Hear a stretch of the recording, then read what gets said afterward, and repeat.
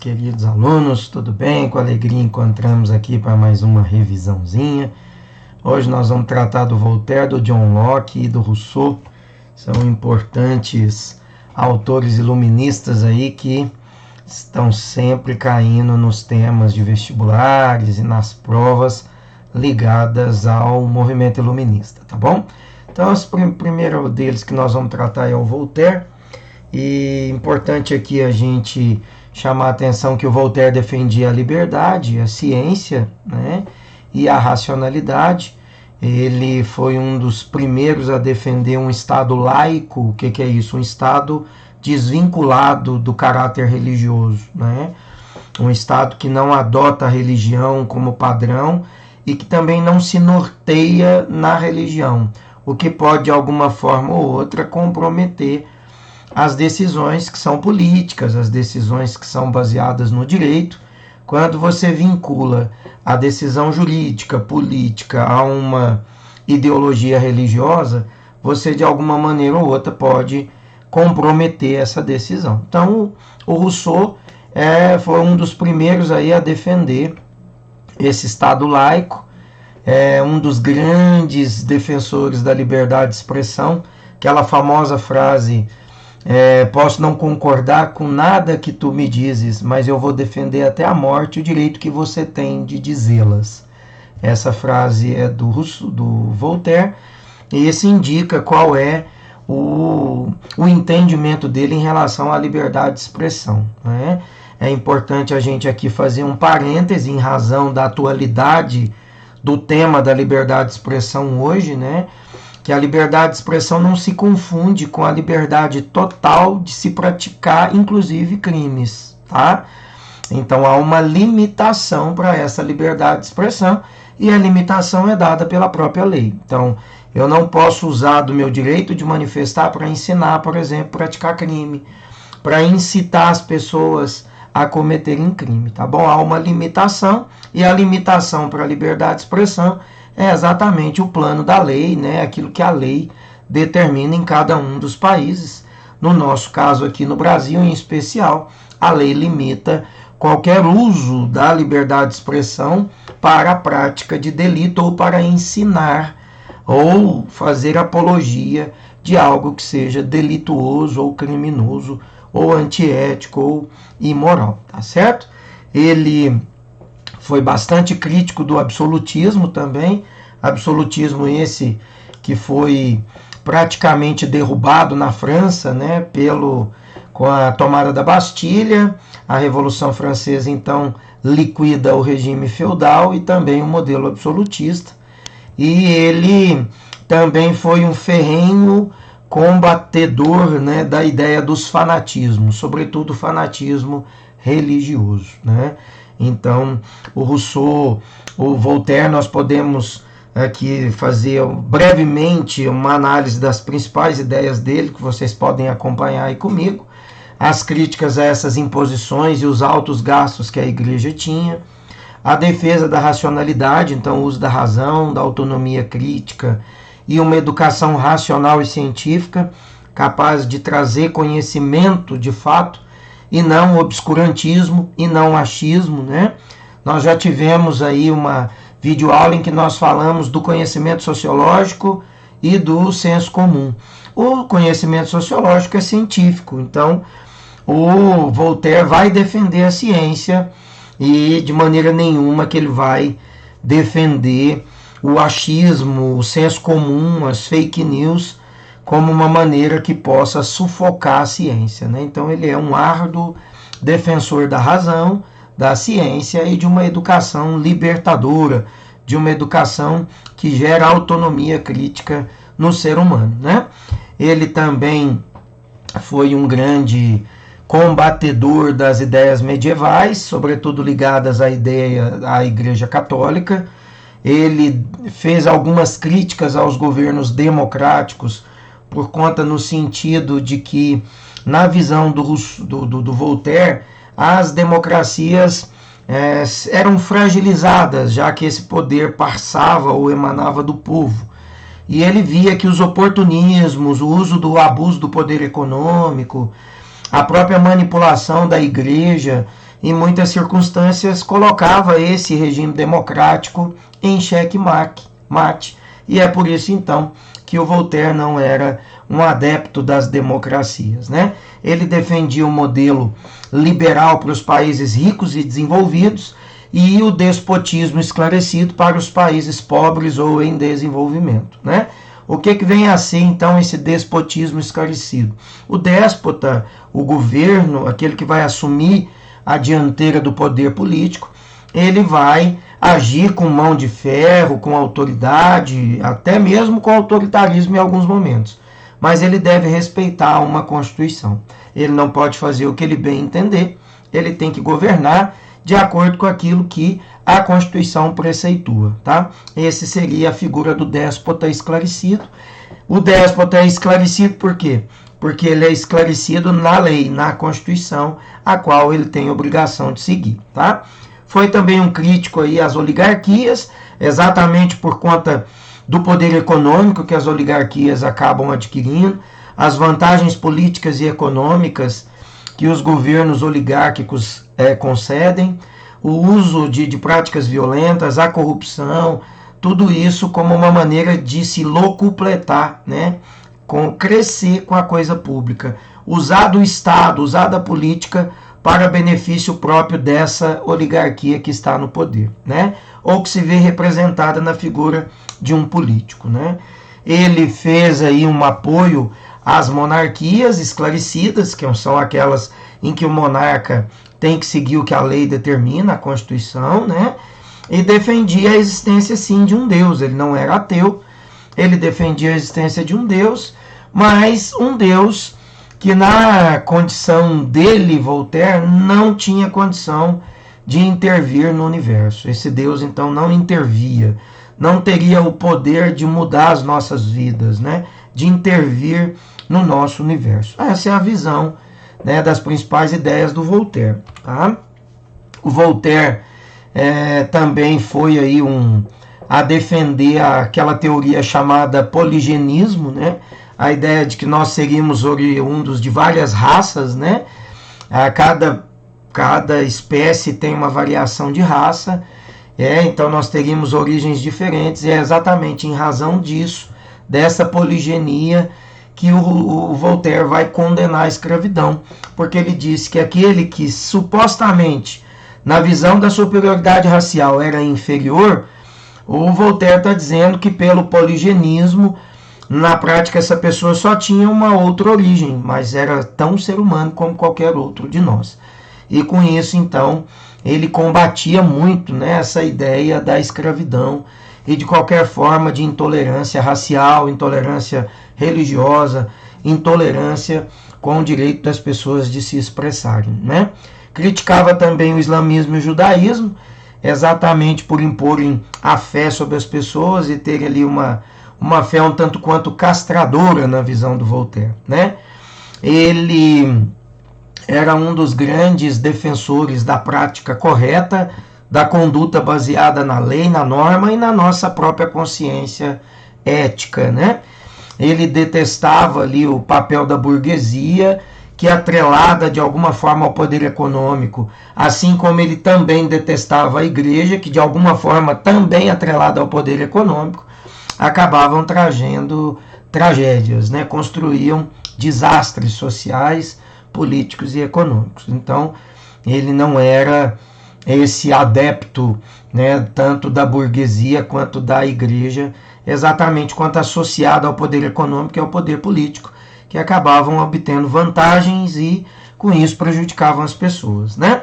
Ele também criticava a burguesia e a igreja por conta do seu poder de persuadir, né, de contaminar, de alienar as pessoas. E é em razão disso, então, que ele não apoiava essas duas instituições, tá bom?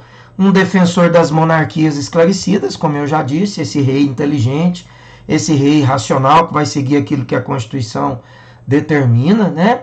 E ele vai dizer que a população nunca sozinha, o povo sozinho, nunca conseguiria fazer as mudanças necessárias para a sua própria sociedade. Por isso ele era contra as democracias e defendia as monarquias esclarecidas, né? Porque nas mãos de um monarca esclarecido, que não podia fazer o que ele bem entendesse, mas que tinha que seguir aquilo que a lei determina, né? Ele acreditava, portanto, que esse monarca poderia fazer muito mais coisas e mudar, fazer as mudanças circunstanciais que toda nação precisava, né? Só que depois, ao longo da vida dele, ele mudou de ideia, né? E começou a defender governos democráticos. A princípio, então, até, vamos dizer assim, metade da vida dele, ele era contrário às democracias, mas depois, na fase final da sua vida, ele voltou atrás e disse que governos com a participação popular, de fato, seriam aqueles melhores e aqueles que poderiam trazer os melhores resultados, tá? Então, o Voltaire, felizmente, voltou atrás e pensou e viu na democracia como uma alternativa, né, de transformação social, já que esse poder emana do povo, e isso é extremamente importante, né? As democracias devem sempre serem absolutas, maiores do que qualquer governo autoritário, do que qualquer tirano, do que qualquer governo que tenta acabar com as instituições democráticas, né? Esses governos não merecem ser aplaudidos e muito menos contar com o apoio e o voto do povo, né? Dos seres humanos. Já que as democracias são aquelas que, apesar de terem seus defeitos, ainda assim são aquelas que constroem conosco um mundo melhor, uma sociedade mais autêntica. Então a gente deve sempre buscar nas democracias a verdadeira fonte de transformação política, econômica e social. Aqui embaixo tem 3 capas dos livros do Voltaire: o Tratado sobre a Tolerância, onde ele fala de religião, de liberdade, de liberdade de viver, né? O outro livro em que ele fala da biografia dele, e o livro em que ele vai falar sobre o candidato, né, a figura do político, do representante político na sociedade. Bom, gente, partimos aí para a revisão então do Rousseau. O Rousseau começa falando para nós sobre o estado de natureza, né? Qual é o estado de natureza na visão do Rousseau? Ele fala do bom selvagem. O que é o bom selvagem? É aquela ideia, né, de que o homem nasce bom, é a sociedade que corrompe o homem, né? Então, o bom selvagem é a característica do homem nascer bom, genuinamente bondoso, generoso. Mas depois, na vida social, ele vai ter contato com a propriedade privada, e é exatamente em contato com a propriedade privada e tudo aquilo que essa propriedade privada representa, dinheiro, poder, né, autoridade, a ideia de acumular riqueza, de concentrar poder e dinheiro, né, é exatamente em contato com essa propriedade privada que o homem também vai descobrir a desigualdade social e uma forma de oprimir o seu semelhante. Então, o Rousseau vai dizer que a gente nasce bom por natureza, mas depois a sociedade nos corrompe exatamente pelas características do dinheiro, do poder econômico, da propriedade privada, que era sinônimo de riqueza, né, de dinheiro, o que, na visão do Rousseau, era a grande responsável pelas desigualdades sociais em razão da concentração de riqueza, da concentração de terra, do uso da mão de obra escrava, do uso da mão de obra explorada, daquele que era mais simples, daquele que não tinha condições de se manter, de viver, e que era obrigado a trabalhar por prato de comida, trabalhar por uma quantidade muito irrisória de dinheiro, e da própria escravidão, que até hoje infelizmente não nos deixou, né? Até hoje a gente tem a prática da escravidão no Brasil e no mundo, e é algo extremamente ruim, né? Danoso, pernicioso, que nós deveríamos lutar com empenho para que a gente acabasse com a escravidão, com a prática da escravidão. Mas, enquanto se cultua o dinheiro, o poder econômico, a propriedade privada, o Rousseau vai dizer que há uma grande possibilidade dessa desigualdade cada vez mais crescer, cada vez mais gerar mais pessoas numa condição de hipossuficiência, abaixo da linha da miséria, né? Numa condição em que ela não tem condição de tratar dela sozinha, de cuidar da sua família, né? Vai morar na rua, não tem condições de fazer suas alimentações, muito menos acesso aos direitos mínimos para que a gente tenha uma vida digna.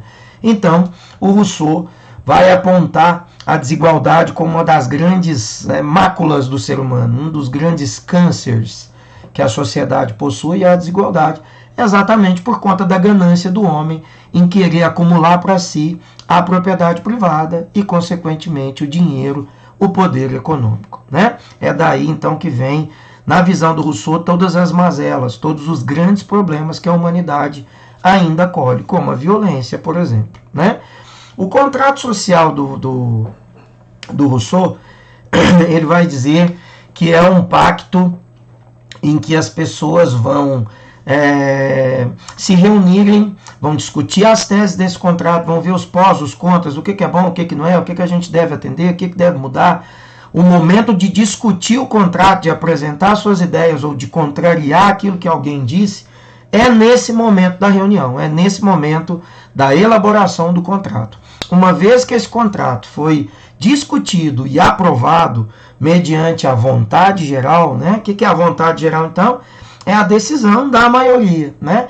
Uma vez que essa maioria votou e aprovou o contrato, todos nós deveríamos seguir esse contrato, né? Mesmo aqueles que foram voto vencidos. Nós não podemos, depois do contrato aprovado, eu não posso dizer, eu não vou seguir isso porque eu não queria isso. Uma vez aprovado, todo mundo é obrigado a se submeter ao contrato sob pena de morte.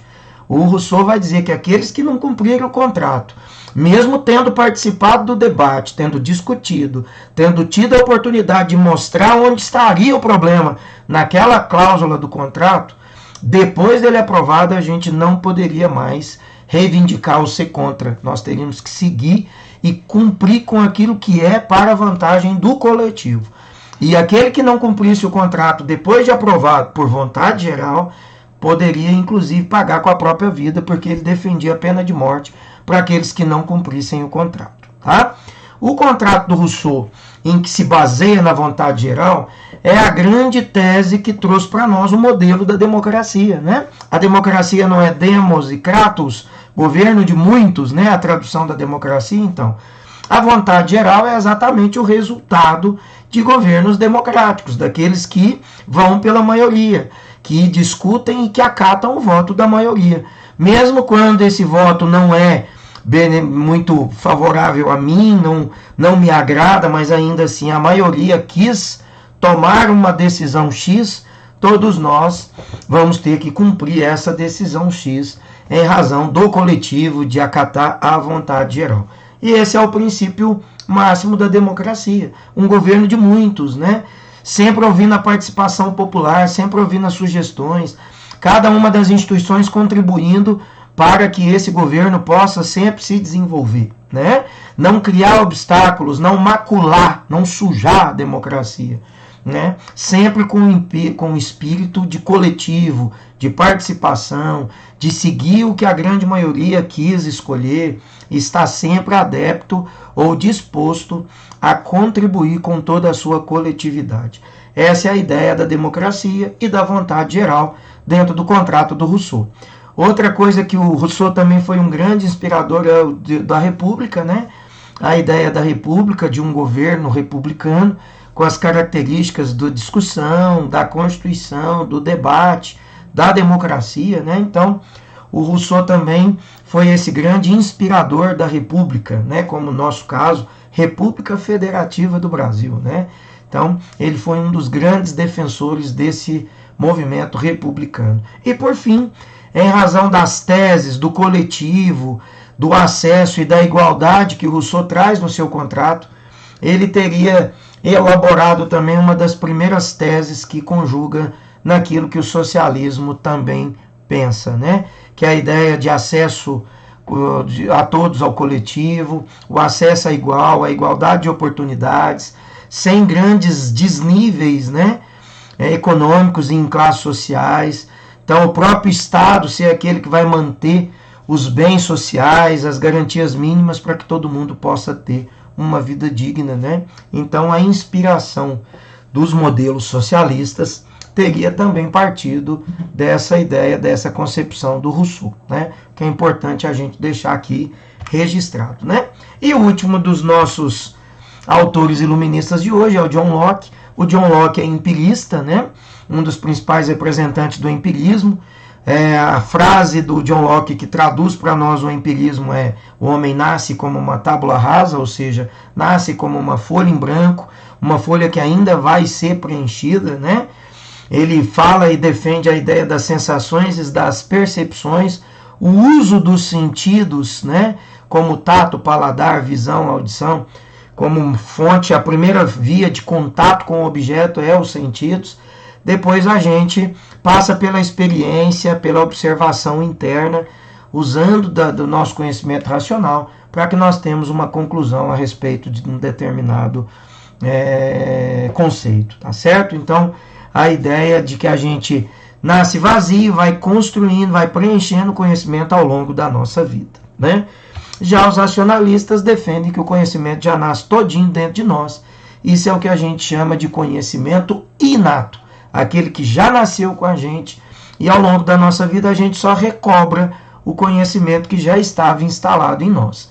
E o John Locke vai dizer que a gente nasce vazio e ao longo da nossa vida nós vamos mantendo contato com os objetos, vamos mantendo contato com as coisas, vamos mantendo contato com a natureza, usamos dos sentidos como tato, paladar, audição, visão, olfato, assimilamos isso, processamos internamente e temos aí uma conclusão. Esse seria o processo empírico de conhecimento com o qual o John Locke compartilhava, tá bom? O liberalismo, né, ele foi o pai do liberalismo. O John Locke, então, defendia a liberdade intelectual e a tolerância, assim como também o Voltaire, né, defendia muito a questão do conhecimento, da educação racional e da tolerância. Ele foi o precursor das principais ideias liberais. E quando a gente fala de precursor do liberalismo, gente, nós vamos dizer aqueles que se baseiam no direito, né? Aqueles que querem a garantia de direitos individuais, o direito de igualdade, o direito de liberdade, a proteção da propriedade privada e o livre comércio. Esses são princípios básicos do liberalismo criado aí pelo John Locke, tá bom? Principalmente a ideia do direito como aqueles que vão nortear a nossa vida, né? No que diz respeito a direitos individuais, garantias constitucionais, a igualdade, a proteção da propriedade privada e o livre comércio, tá? E por fim, o contrato do John Locke, para nós encerrarmos essa nossa videoaula. O estado de natureza para o John Locke, o homem era muito sensível. O homem sozinho, ele era fraco, ele era frágil, então ele precisava se juntar com os outros homens no contrato social para se tornar mais forte, tá? Esse é o estado de natureza do John Locke. O contrato social dele, ele prevê que as pessoas vão eleger um parlamento. Esse parlamento, representado pelo poder legislativo, né, é aquele que vai ser absoluto no modelo contratual do Locke. O parlamento eleito vai nomear o chefe do executivo, que para nós hoje seria aí o primeiro-ministro, né, assim como na Inglaterra. Nós temos a figura da rainha, mas nós temos a figura do primeiro-ministro, que é o Boris Johnson, que está lá administrando, né, efetivamente a Inglaterra. Então a rainha tem um cargo apenas de soberania, de chefe de Estado. Ela tem direito a alguns vetos e o exército é subordinado a ela. E ela tem um cargo de representatividade.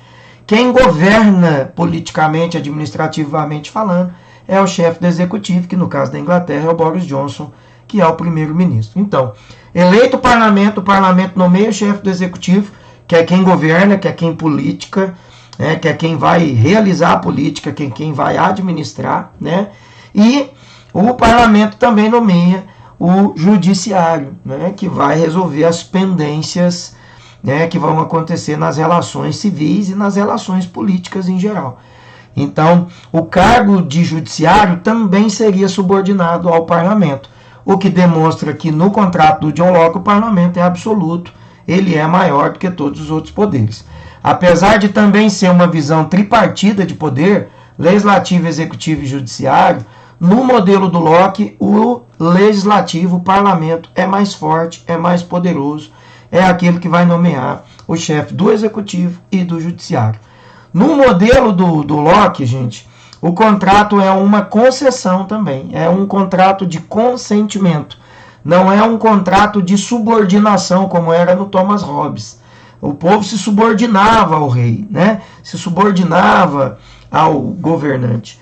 No John Locke, não. Há um consentimento para que ele os representem.